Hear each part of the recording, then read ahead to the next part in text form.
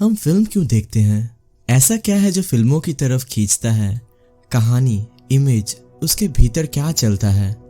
तो एक ऐसी फिल्म जो बहुत अद्भुत है, कोरियन फिल्म, नाम है द बो।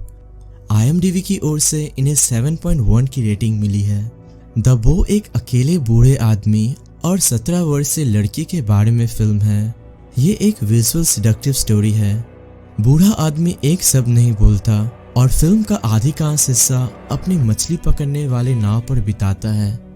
वह केवल टूरिस्ट को बोट पर मछली पकड़ने या तो भाग्य बताने के लिए नाव पर सवार लोगों से संपर्क करता। जितनी सरल सी कहानी उतना ही अद्भुत उसका कंटेंट।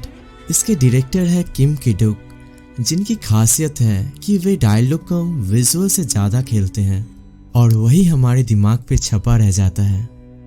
एक 60 साल का बूढ़ा और एक 16 साल की लड़की बहुत दूर एक जगह अकेले रहते हैं। उनका घर एक मछली पकड़ने वाली नाव है। दोनों के बीच ये तय है कि जैसे ही लड़की 17 की होगी वो दोनों शादी कर लेंगे। नाव एक सिंबल है खुद में, क्योंकि वो बुढ़ापे को दिखाती है। कमजोर, टूट रही है, जंजीर सी। बूढ़ा जो है उससे अपना बिजनेस करता है। उसके साथ एक 16 साल की लड़की जो शुरू में गूंगी दिखती है। जो भी लोग टूरिस्ट के रूप में बूढ़े के पास आते वो बातें करते हैं। फिल्म के शुरू में हमें दिखता है एक बूढ़ा जो एक बो यानी कि धनुष को तैयार कर रहा है। अच्छे से उसकी जांच करके वो उसके नीचे एक डमरू लगाता है और बहुत मार्मिक सा गाना बजता है। वहीं एक लड़की दिखती है, बच्ची सी, सुंदर, कोमल। अगले दिन हमें दिखता है कि कुछ टूरिस्ट लोग बैठे हैं, नाव पर मछली पकड़ रहे हैं। वो लड़की को बुलाते हैं और उसके साथ छेड़छाड़ करते हैं। तभी एक तीर आकर उसके पास लगता है। देखते हैं कि बूढ़े ने वो तीर गुस्से से मारा है। वो दोनों टूरिस्ट बातों बातों में बता देते हैं कि असल में लड़की की उम्र 16 है और बूढ़ा के साथ रहती है। उसका संबंध क्या है पता नहीं, पर उनकी बातों से पता चलता है कि बूढ़ा लड़की के साथ शादी करना चाहता है और उसने ही बचपन से पाला है। उसके बाद बूढ़ा उन्हें अपने नाव से भगा देता है। हाँ, जाने से पहले वो लोग पूछते हैं कि बूढ़ा क्या उन्हें भविष्य बता सकता है, क्योंकि बूढ़े को यह आता है। यह तरीका भी बड़ा अजीब है, दिल दहलाने वाला। बूढ़े नाव के पास एक झूले में लड़की को बैठाता है। उसके हाथों में फंदा बांधता है, जहाँ पर उसके ठीक पीछे एक कोरियन देवी का चित्र है। बूढ़ा 3 तीर मारता है जो लड़की को कहीं नहीं लगता। उसके बाद लड़की बूढ़े के कानों में कुछ कहती है। बूढ़ा उससे भविष्य जानकर जिसका भविष्य होता है उसे बता देता है, पर वो गुस्से से चला जाता है क्योंकि उसे पसंद नहीं आया होता है। रात होती है। बूढ़ा प्रेम से लड़की को नहलाता है, उसे तैयार करता है। बंक बेड के नीचे लड़की सोती है और ऊपर बूढ़ा, और बूढ़ा सोते हुए नीचे लड़की का हाथ पकड़ता है। सोने से पहले रोज बूढ़ा कैलेंडर में तारीख काटता है और हमें दिखता है कि आने वाले कुछ महीने में शादी का दिन मार्क्ड है, यानी वो लोग सही कह रहे थे। देखने पर यह भी पता चलता है कि जिस नाव पर बूढ़ा और लड़की रहते हैं वे हमेशा एक जगह रहती है। एक दूसरी नाव है जो किनारे जाती है, मतलब बूढ़ा लेकर जाता है और फिर वहां से टूरिस्ट को वापस लेकर आता है। साथ में वो खाने पीने का सामान भी लेकर आता है। बूढ़ा जब नाव पर नहीं होता तो लड़की कैसे भी करके टाइम काटती है। बूढ़ा उसके पैरों का नाप लेता है और शाम को उसके लिए जूते लेकर आता है। अपनी निशाने की प्रैक्टिस भी लड़की बूढ़े के ना होने पर करती है। एक शाम बूढ़ा नए टूरिस्ट को लेकर आता है जो लड़की के साथ बहुत गलत ढंग से पेश आते हैं। बूढ़ा उन्हें तीर से डरा देता। दोनों टूरिस्ट सोचते हैं कि वे दोनों हैं और बूढ़ा अकेला, तो उसे रोक सकते हैं। वो बूढ़े को रस्सी से बांध देते हैं और लड़की के पीछे पड़ते हैं, लेकिन लड़की उनके हाथों से अपनी समझ से बढ़ जाती है। फिर वो भाई साहब सिखाती है इनको सबक। वो इनको तीरों से करती है घायल, बिल्कुल फीमेल फैटल। और फिर बूढ़ा उनको लेकर किनारे चला जाता है। बूढ़ा और लड़की की जिंदगी सुकून से चलती रहती है। फिर जैसे ही हर कहानी में होता है, आता है बदलने का समय। एक शाम बूढ़ा कुछ नए टूरिस्ट को लेकर आता है, जिनमें एक जवान लड़का भी है। लड़की को पहली ही नज़र में वो लड़का अच्छा लगता है। लड़की के लिए ये पहला मौका है जब उसने अपने हम उम्र किसी को देखा हो। वो उसके पास जाती है, उसके हेडफोन्स में गाने सुनने लगती है। जिसे देखकर बूढ़ा गुस्सा होता है और उसे लेकर चला जाता है। अब बढ़ती है चीजें। अब रात में बूढ़ा लड़की को नहला रहा होता है, तभी लड़का ये देख लेता है और चुपचाप देखते रहता है। वैसा कुछ होता तो लड़की चीख पड़ती, पर क्योंकि लड़की को लड़का पसंद है तो वे मुस्कुरा कर देखते रहती। प्यार का पहला खुमार। अगले दिन लड़का अपने पिता से पूछता कि क्या लड़की बूढ़े की पोती है, तो वे बताते हैं कि नहीं, लड़की तो बूढ़े को 6 साल की उम्र में मिली थी। फिर वे भविष्य पूछने के लिए बूढ़े से कहते हैं। बूढ़ा फिर से वही तीर वाला तरीके से भविष्य बताता। लड़का देख के दंग, भैया कि ये क्या बवाल है। उसे होती है लड़की की चिंता और डर भी लगता है।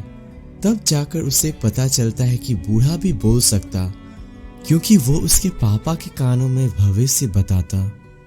फिर जाने का दिन आता है। आना ही था, मुसाफिर कब तक ठहरे। अब जाने से पहले लड़का प्यार में लड़की को अपना हेडफोन और गाना चलाने वाला डिवाइस दे देता। लड़की खुश। वे बूढ़े के जाने के बाद दिन भर गाना सुनते रहती। बूढ़ा शाम को वापस लौटता है तो गुस्सा, ये लड़की से इतना क्यों फैसिनेटेड है। वे आकर गुस्से में कैसे तोड़ देता। अब लड़की डबल गुस्सा। लड़की चुपके से देखती है कि बूढ़ा आखिर अलमारी में छिपा कर रखता क्या है। रात को बूढ़ा जब लड़की को नहलाता है तो लड़की ढंग से नहाती नहीं, उसे गुस्से में हाथ भी नहीं पकड़ने देती। इसके साथ बजता है प्यारा सा मार्मिक संगीत जो आत्मा झिंझोर देता। अगले दिन लड़की अलमारी खोल के देखती तो उसे नए कपड़े और जूते दिखते। वे उन्हें पहनकर दिन भर घूमते रहती। शाम को बूढ़ा आता है तो देखता है कि लड़की गुस्सा होकर बैठी है। वे तो लड़की के लिए नेकलेस लाया था। लड़की नेकलेस तोड़ देती है और बाहर टूरिस्ट से चिपकती है, जिसे देखकर बूढ़ा गुस्से में टूरिस्ट को भगा देता। अब कहानी होगी और इंटेंस।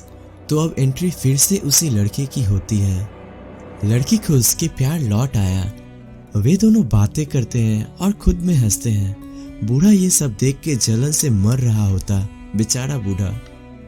रात को लड़की चुपके से लड़के के पास सोने चली जाती है। बाली उम्र और जैसे किस होने वाला होता है कि बूढ़ा देख लेता है। लड़का लड़ता है कि ये लड़की के साथ गलत है और वो लड़की को असली माँ बाप ढूंढ के ले आएगा। अब बूढ़ा पागल हो रहा है तो वो गुस्से में तारीखें जल्दी आगे बढ़ाने लगता है और अगले दिन बाकी सारे टूरिस्ट को भी भगा देता है। बूढ़ा और लड़की के बीच लड़ाई। लड़की भागने की कोशिश भी करती है पर बूढ़ा उसे रोक लेता। वो बेड ऐसा करता है जिससे साथ में लेट सके। कैलेंडर फाड़ देता है, मतलब फुल गुस्सा। उधर रात में तूफान आता है, चीजें टूटती है। बूढ़ा और लड़की एक दूसरे को बचाते हैं। अगले दिन लड़का वापस आता है सबूत के साथ कि लड़की के माँ बाप उसे ढूंढ रहे हैं। बूढ़ा गुस्सा में मना कर देता। वे लड़के को मारने ही जाते हैं कि लड़की उनके बीच आ जाती। अब प्यार तो प्यार है। बूढ़ा रुक जाता है। वो लड़की कहीं जा ना पाए इसलिए नाव का इंजन तोड़ देता। इसमें उसे चोट लग जाती। अब कुछ भी हो, लड़की को भी बूढ़े से प्यार है। वो उसकी चोट पर मलहम लगाने आती, लेकिन बूढ़ा गुस्सा में उसे मारने लगता। लड़की रो पड़ती। लड़की को रोता देख लड़का बीच में आता। वो कहता है कि अच्छा ऐसा करते हैं, बूढ़ा लड़के का भविष्य देखे कि बूढ़ा लड़की से शादी करेगा या लड़का लेकर जाएगा। बूढ़ा गुस्से में बैठ जाता है। लड़का बूढ़े से कहता है कि लड़की को जाने दे। बूढ़ा गुस्से में शादी का सामान भी फेंक देता। लड़का लड़की को लेकर अगले दिन नाव से जाने लगता है।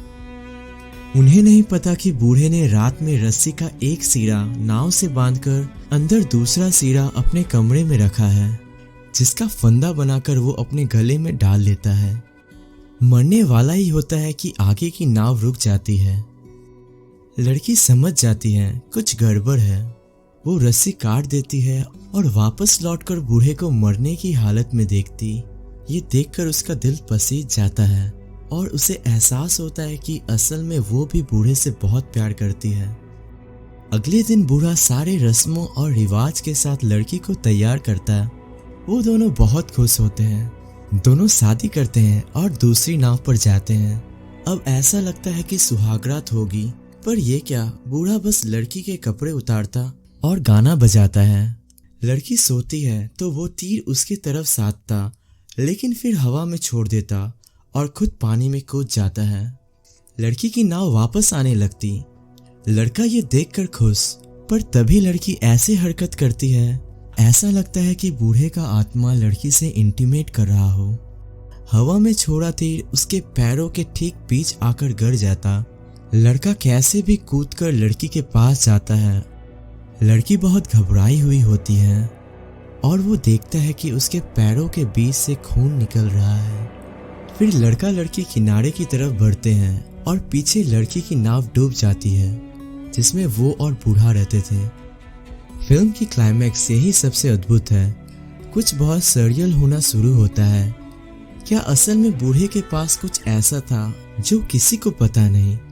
वो इसी लड़की से शादी क्यों करना चाहता था और करने के बाद फिर डूब क्यों गया? फिल्म खत्म होने के साथ हमें कुछ ऐसा भी दिखता है जो लगता है कि फिल्म के हिसाब से सटीक था। ऐसी कहानी का अंत ऐसा होना भी था और नहीं भी, और यही फिल्म की खूबसूरती है।